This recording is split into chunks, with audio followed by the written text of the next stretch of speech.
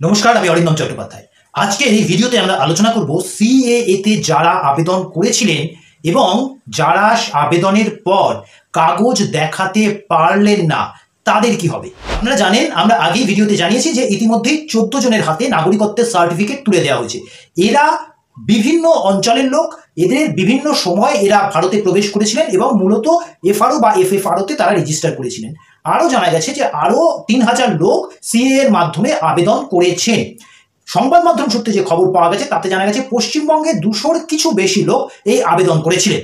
সংবাদ মাধ্যম সূত্রে আরও জানা গেছে পশ্চিমবঙ্গ থেকে যে 200-র বেশি লোক আবেদন করেছিলেন তাদেরকে অনেকেই ফিরে এসছেন, তারা নাগরিকত্ব পাননি। কেন তারা ফিরে এসছেন এবং পরবর্তী সময় তাদের কি হবে, কি হবার সম্ভাবনাগুলি আছে, এই নিয়ে সংবাদ মাধ্যম সূত্রে যে 221 জনের আবেদনের কথা জানা যাচ্ছে তাদের মধ্যে বেশিরভাগই নদিয়ার বাসিন্দা। এদের মধ্যে অনেকেই আবেদন করেছিলেন কিন্তু তারা কাগজ দেখাতে পারেননি বলে তাদেরকে ফিরে আসতে হয়েছে। যারা পশ্চিমবাংলা থেকে আবেদন করেছিলেন তাদের মধ্যে মাত্র 35 জন ওয়েবসাইটে তাদের প্রয়োজনীয় কাগজ আপলোড করতে পেরেছিলেন। তো 21 জনের মধ্যে 35 জন কাগজ আপলোড করতে পেরেছিলেন, অর্থাৎ 185-86 জন কিন্তু কাগজ আপলোড করতে পারেননি। কোন কাগজ তারা আপলোড করতে পারেননি বলে আবেদন করার পরও তাদের ফিরে আসতে হয়েছে আমরা বহুবার এই চ্যানেলে আলোচনা করেছি। Schedule 1A, CA রুলসের schedule 1A এর কথা। কি আছে এই 1A-তে আছে আপনি যে ভারতের বাইরে অর্থাৎ বাংলাদেশ, আফগানিস্তান, পাকিস্তানের নাগরিক ছিলেন তার প্রমাণপত্র, সেখানে কোনো জন্ম সার্টিফিকেট, সেখানে এডুকেশন সার্টিফিকেট, সেখানে জমিবাড়ির দলিল, সেখানে ভাড়ার রসিদ, সেখানে কোনো সরকারি আইডেন্টিটি কার্ড, এই যে তথ্যগুলি দিয়ে প্রমাণ হয় আপনি ভারতের বাইরে বাংলাদেশ, আফগানিস্তান অথবা পাকিস্তানের নাগরিক, সেই তথ্য তারা কাগজ দিয়ে প্রমাণ করতে পারেননি, তাই জন্য তাদের ফিরে আসতে হয়েছে। এখানে আমরা একটু থামবো, আমরা ফিরে যাব একটু পুরনো আলোচনায়। বিগত দিনে এই বিতর্ক বারে বারে উঠে এসেছে যে কাগজ না দেখালে কি নাগরিকত্ব পাওয়া যাবে। আমরা এই চ্যানেল থেকে সিএএ রুলস পড়ে শুনিয়ে বলেছিলাম যে তাতে পরিষ্কার লেখা আছে কাগজ না দেখিয়ে নাগরিকত্ব পাওয়া যাবে না। আজকে যারা আবেদন করেছিলেন এবং কাগজ আপলোড করতে পারেননি বলে সংবাদ মাধ্যমে প্রকাশ হয়েছে তারা ফিরে এসছেন, অর্থাৎ তারা সিএ এর মাধ্যমে নাগরিকত্ব পাননি। অর্থাৎ আমরা আগে যে কথা বলেছিলাম যে কাগজ না দেখাতে পারলে শিডিউল 1A, সিএ রুলসের শিডিউল 1A-তে যে কাগজগুলির কথা বলা হয়েছে সেই কাগজগুলি না আপলোড করতে পারলে, না দেখাতে পারলে নাগরিকত্ব পাওয়ার কোনো প্রশ্ন নেই এই আইনের মাধ্যমে, সেই কথাই কিন্তু সঠিক প্রমাণিত হলো। আমরা আলোচনাকে আরো একটু এগিয়ে নিয়ে যাব। যারা নাগরিকত্বের আবেদন করে নাগরিকত্ব পেলেন না তাদের স্ট্যাটাস বর্তমানে কি, কারণ তারা সিএএ রুলসের শিডিউল 1C-তে লিখে জানিয়েছেন, এফিডেভিট করে জানিয়েছেন যে তারা বাংলাদেশ, পাকিস্তান অথবা আফগানিস্তানের নাগরিক। এই যে মানুষরা যারা আবেদন করেছিলেন সিএএতে তারা ফিরে এলেন কারণ তারা বাংলাদেশ, আফগানিস্তান, পাকিস্তানের বসবাসের প্রমাণ দেখাতে পারছেন না। এবার এখানেই ওঠে বেশ কিছু প্রশ্ন।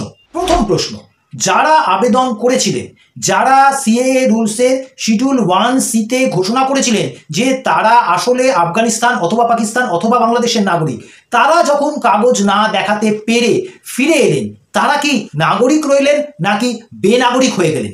এই প্রশ্নের কিন্তু কোনো পরিষ্কার উত্তর এখনো পর্যন্ত সামনে আসেনি। স্টেট সিএএ ইমপ্লিমেন্টেশন কমিটি বলে বিজেপি দল একটি কমিটি তৈরি করেছে পশ্চিমবাংলায়। তার যে দায়িত্বপ্রাপ্ত সৌভিক চক্রবর্তী আনন্দবাজার পত্রিকায় 29শে মে প্রকাশিত একটি খবরে জানিয়েছেন যে ভারতের বিভিন্ন অঞ্চলে কাগজ ছাড়াই সিএ এর মাধ্যমে নাগরিকত্ব এসেছে। আমি কাগজটি দেখাচ্ছি যে কাগজে এই সংবাদ পরিচিত হয়েছে। এই যে সংবাদটি প্রকাশিত হয়েছে 29শে মে আনন্দবাজার পত্রিকায়। এখন এই কথার মাধ্যমে আরো বেশ কিছু প্রশ্ন উঠলো।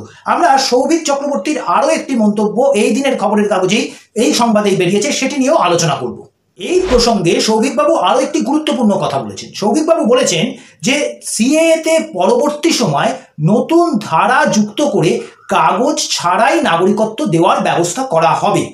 সৌভিকবাবুর একই সংবাদে প্রকাশিত এই দুটি বক্তব্য নিয়ে আমরা আমাদের আলোচনা এগিয়ে নিয়ে যাব। একদিকে বলা হচ্ছে যে ভারতের বিভিন্ন অঞ্চলে কাগজ ছাড়াই নাগরিকত্ব দেওয়া হয়েছে, অন্যদিকে বলা হচ্ছে যে ভারতের বিভিন্ন অঞ্চলে কাগজ ছাড়াই নাগরিকত্ব দেওয়া হলেও পরবর্তী সময়, সম্ভবত ভোট পরবর্তী সময়ের কথা ইঙ্গিত করা হয়েছে, পরবর্তী সময় সিএএতে এমন ধারা যুক্ত করা হবে যে যেখানে কাগজ ছাড়াই আবেদন করলে নাগরিকত্ব পাওয়া যাবে।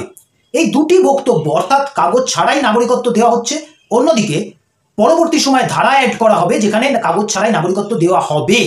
এই দুটি বক্তব্য পারস্পরিক কন্ট্রাডিক্টরি, অর্থাৎ এখানে বেশ কিছু নতুন প্রশ্ন ওঠে। প্রথম যে প্রশ্নটি খুব স্বাভাবিকভাবে ওঠে যে ভারতের বিভিন্ন জায়গায় যদি কাগজ ছাড়াই সিএ এর মাধ্যমে নাগরিকত্ব দেওয়া হয়, তাহলে বাংলায় আবেদন করা, বাংলা থেকে আবেদন করা, এই নদিয়া থেকে আবেদন করা 221 জনের মধ্যে এতজনকে ফিরিয়ে দেওয়া হলো কেন? দ্বিতীয় প্রশ্ন সেই সৌভিক বাবুর কথা থেকেই উঠে আসা প্রশ্ন, যদি পরবর্তী সময় আলাদা ধারা যুক্ত করতে হয় আইনের সাথে, যে ধারার মাধ্যমে কাগজ ছাড়া নাগরিকত্ব পাওয়া যাবে, তাহলে কোন ধারার মাধ্যমে, কিসের ভিত্তিতে, কোন আইনের ভিত্তিতে দেশের অন্য অংশের মানুষদের কাগজ ছাড়া নাগরিকত্ব দেওয়া হলো? অর্থাৎ ধারা এখনো যুক্ত করা হয়নি, পরে যুক্ত করা হবে।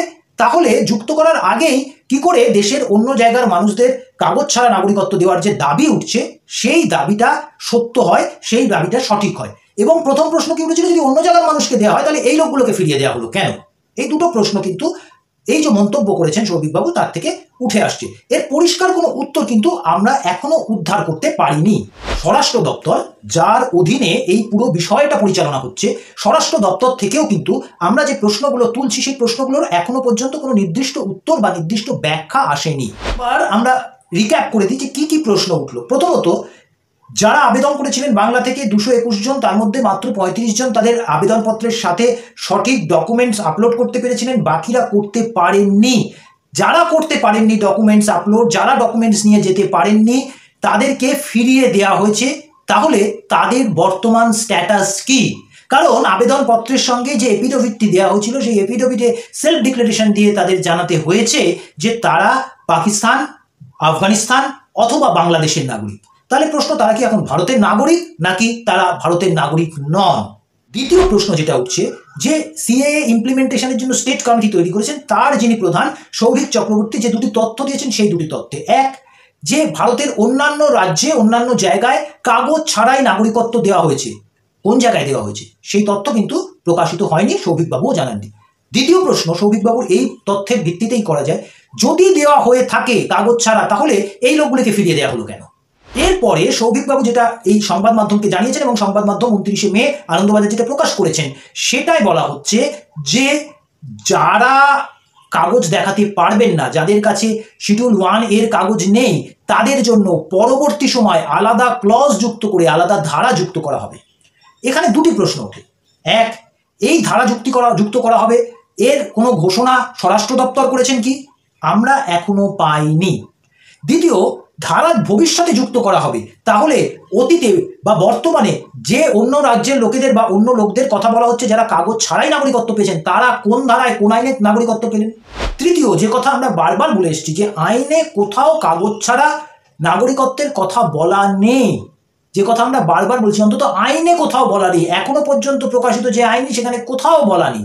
সেখানে কাগজ দিয়ে এবং নিজেকে বাংলাদেশি অথবা পাকিস্তানি অথবা আফগানিস্তানি ঘোষণা করে তবেই আবেদনের কথা বলা হয়েছে সৌভিক বাবুর কথায় কিন্তু, এবং এই ঘটনায় কিন্তু সেটাই প্রকাশিত হয়ে পড়ল। এই এতগুলি প্রশ্ন রেখেই আমাদের এই ভিডিও শেষ করতে হবে, কারণ উত্তর পরিষ্কার নয়।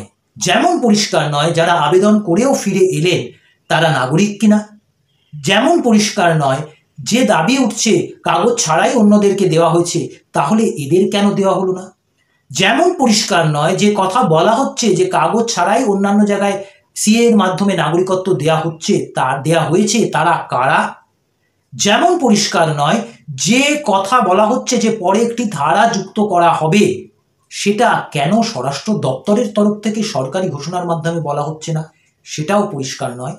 এই অনেক প্রশ্ন নিয়েই আমরা আমাদের এই ভিডিওটি শেষ করছি, কারণ আমরা কথা দিয়েছিলাম যেরকম যেরকম ঘটনা প্রবাহে সিএ নিয়ে ঘটতে থাকবে আমরা আপনাদের আপডেট করতে থাকবো, আমরা তার বিভিন্ন দিক নিয়ে বিভিন্ন দৃষ্টিকোণে আলোচনা করব। আশা করছি আমরা সেটা কথা রাখতে পারছি। আগামী দিনে যদি আবার কোনো ডেভেলপমেন্ট হয় সিএ নিয়ে, আমরা নিশ্চয়ই আপনাদের সঙ্গে সেই বিষয় নিয়ে আলোচনা করব, পর্যালোচনা করব, বোঝার চেষ্টা করব। এই বিষয়ে আপনাদের যদি কোনো মন্তব্য থাকে, আপনাদের কাছে যদি কোনো তথ্য থাকে, অবশ্যই কমেন্টে লিখে জানাবেন। আজকের ভিডিও আমরা এই আলোচনা করি, এই বিভিন্ন প্রশ্নগুলোকে ওপেন রেখে বিভিন্ন প্রশ্নগুলোর উত্তরের অপেক্ষা নিয়ে শেষ করছি। ভালো থাকবেন সকলে, আবার দেখা হবে, নমস্কার।